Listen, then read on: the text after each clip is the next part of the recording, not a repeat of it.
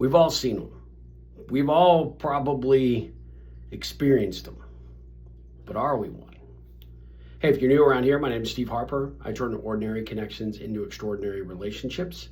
I help you go out into the world and create positive ripples and hopefully make an impact on your personal and professional success.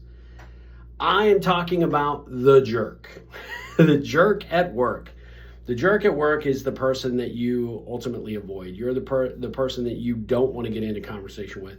The person who, no matter how well a meeting seems to be going, there is a problem.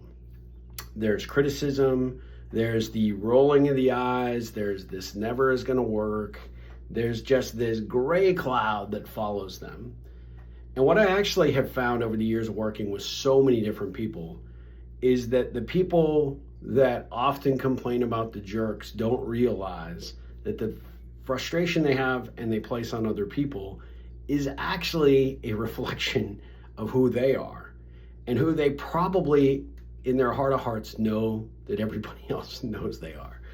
So when I ask you if you're the jerk at work, are you someone who is closed off, not open? Your body language says don't bother me or don't piss me off. You're constantly finding a reason to have a negative attitude or to criticize someone or something. And I think often we have this tendency to put ourselves up on a pedestal and not think about how we are perceived through the eyes of other people.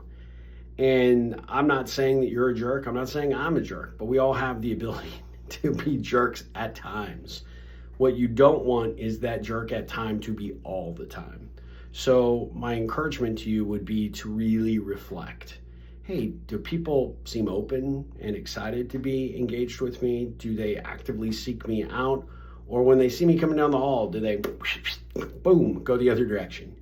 Am I getting people to the table that look me in the eye and seem open to what I'm communicating? And if I'm being honest with myself, am I the only one talking? Am I the only one pontificating or complaining or, just bitching? You may be the jerk at work. And we'll talk about it on a future video, what you can do to overcome that. We'll also talk about on a future video how to overcome working with that person. If it was me, how would you deal with me? It's not me. I'd be awesome to work with, but you get my point.